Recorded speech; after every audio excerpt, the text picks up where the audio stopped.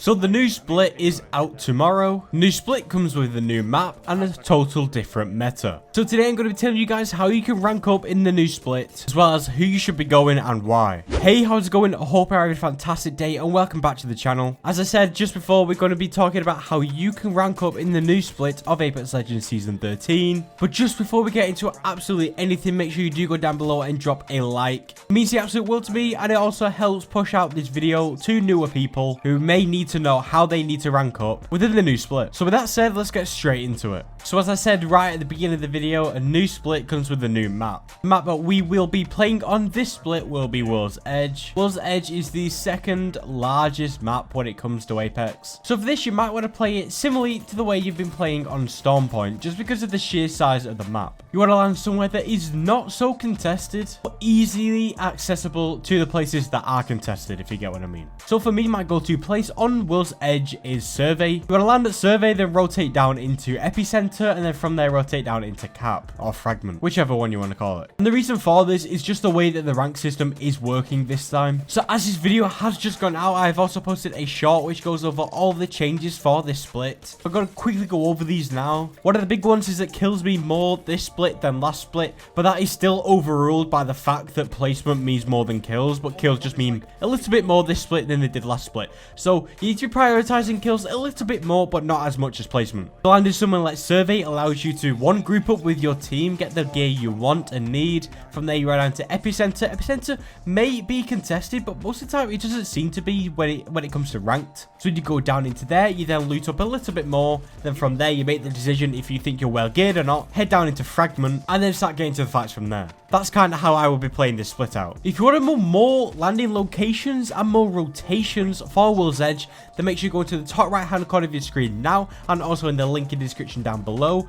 I will have the maps playlist, which will go over every single map within Apex Legends, which are fully up to date up to now. But more specifically, you can go into the World's Edge and have a look at the best places to land, and the reasons for that, and where you should rotate from there, and the reason for that too. All them links will again be in the icon in the top right hand corner of the screen or in the description down below if you want to check those out. So that was just my landing and rotation. I'd like to land at Survey, rotate down into Epicenter, then loot up from there, and then head into Fragment, and then start getting kills from there. But as I said at the beginning of the video, new map comes with new meta. The legends that are going to be played on World's Edge are totally different to what are going to be playing on Stormpoint. Stormpoint is very more out in the open, wilderness, nature, that kind of setting. World's Edge is more built up city kind of setting. The legends going to work better on World's Edge include people like Caustic and a Rampart and a Watson. Caustic is going to be absolutely insane when it comes to World's Edge, as well as Watson. When it comes to legends, you want to have one legend on your team which is able to, one, lock down an area, and two, create area of denials. So someone like this will be Caustic. Caustic, as I literally just said, is going to be absolutely amazing on World's Edge. One, he's able to lock down those areas. Let's say you're in a place like Skyhook or even Fragment. Going into them buildings, placing caustic traps, creating that secure location, locking down those buildings, and getting to endgame. One of the most absolute vital ways of playing on this map. Now, people may say this is campy, but World's Edge condones this kind of action in the sense of locking down areas. Not realistically just sitting in a building, waiting for endgame, that kind of thing. What we mean is when it starts to get to that endgame and the circles start to come smaller and smaller, you want to be able to take over those buildings and have the buildings prioritized rather than having the enemy team take hold of a building and you're stuck outside. And not only this, again, this split, placement is worth more than kills. So you're going to get more points for placement than you are with kills. But again, kills come naturally at endgame. So when that endgame finally comes around and you are stuck in those buildings as Caustic, have Watson fences absolutely everywhere, Rampart walls, blocking up every single window, kills will come naturally. When you have taken over those buildings, so you've locked down those buildings, when people are fighting outside, you've got the advantage of one, being safe from the building, two, you've got the positional advantage. Because of this, when you're stuck in the side of these buildings, safe from the outside, and people are scrapping outside, you have then got that advantage to start shooting people through the windows, all of this stuff. And yeah, kills will come naturally. So we've spoken about where you should land and where you should go. We've also spoken about the different legends, so having someone like a Caustic or a Watson on your team is vital on World's Edge. And now we're going to talk about weapons. So as I said at the very beginning, World's Edge is the second most largest map within the game, so having medium to long range weapons is a must have. Whether that's even something like a Rampage with like a 2 to 4 on it. That covers those longer distance grounds than having something than just like an R99 and a Peacekeeper. So you want kind of diversity, because you will be up close during the end game, and you will also be taking shots from afar at the early game and mid game, or again once you have locked down those buildings, shooting through those windows. You want something like a sniper, like a long distance AR, that kind of thing. So for ranked this split, I would recommend having something like an R301, because that is now on the floor loot. Because again, you can have a 2 to 4 on that, which can cover those medium to short ranges. Then have either an SMG like the car SMG, which is now in the crafting, or having a shotgun like a Peacekeeper. But then another type of weapon combo that would work well is a longbow and an R301. A longbow and a flatline, something like that. A sniper and an AR. That is going to be really good on World's Edge for having those long distance fights, ripping away enemy shields, making them lose their healables, that kind of thing. And then having also that security of having a AR which can cover those medium to close range fights too. If you are running something like a longbow, I would recommend something like a flatline, because again, that can cover those medium to close range, and it is exceptionally good at close range. So now you know where to go. You also know what legends you are going to have on your team, and you also know the type of loadout that you should be using. But how do you actually come across fighting within the game? How do you get RP this split? Let me break it down for you. Some of the changes that have come into the split through the midway season patch notes were that it is much cheaper to now enter into ranked matches, so you'll lose less when you go into a game, hence it makes it easier to rank up. Kills now mean more this split than they did last split, but placement is still the priority. So let's use a scenario that you've landed at Survey Beacon. So you've landed there with either a Caustic or a Watson on your team, and you are looking for a AR shotgun, a AR SMG, or a sniper AR.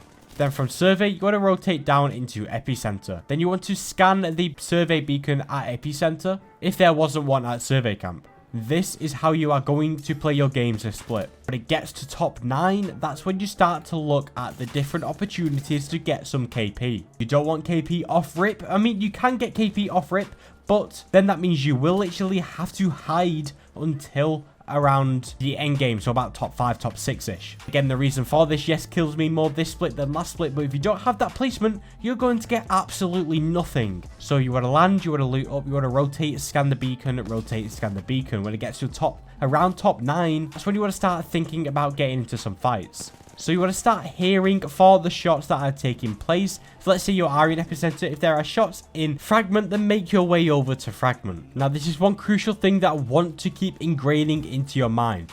Do not start fights.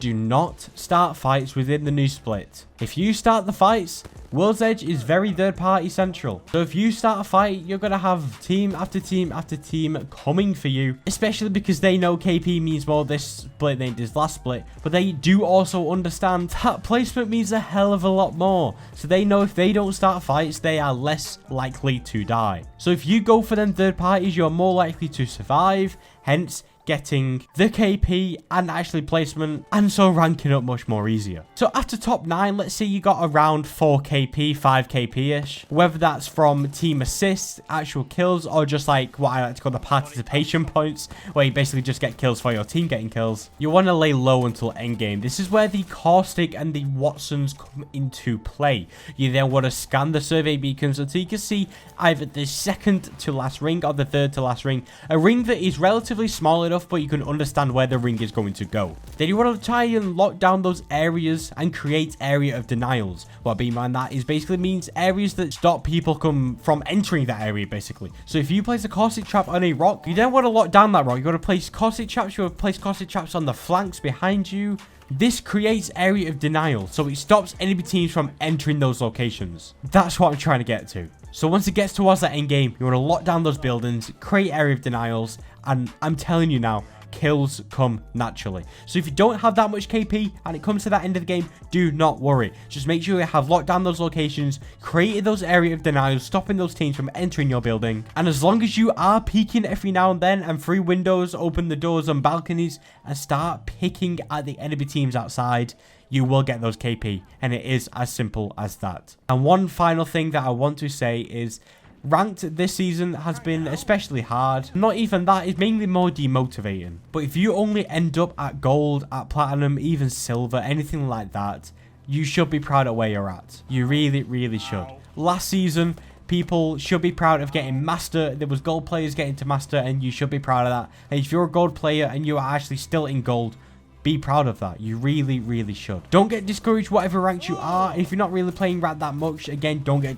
discouraged. A rank this season is much harder than any season before. So whatever rank you are hoping for, I hope you get. Whatever rank you end up at, don't be demotivated. And take it as an achievement because you're playing ranked more than a lot of people who are not this season. So yeah. That's your call it today's video, guys. If you found this video helpful and or entertaining in any way, shape or form, then make sure you do go down below and drop a like. And whilst you're down there, you might as well subscribe. It is free, and if you really want to, you can unsubscribe later.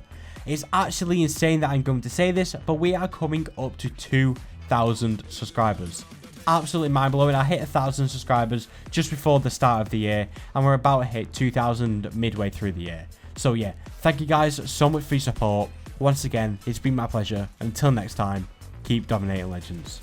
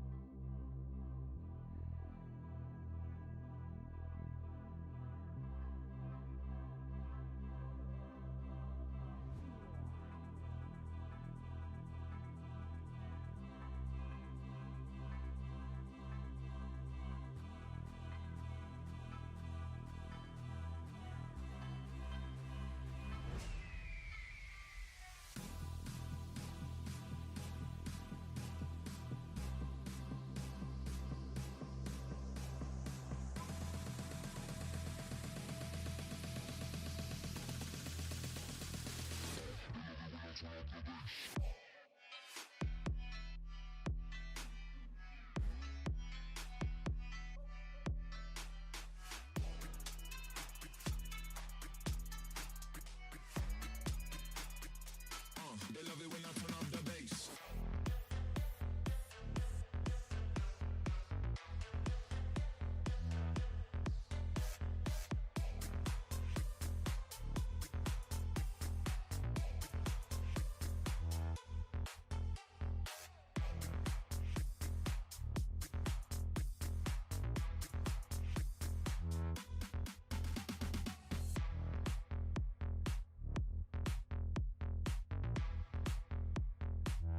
They love it when I turn up the bass.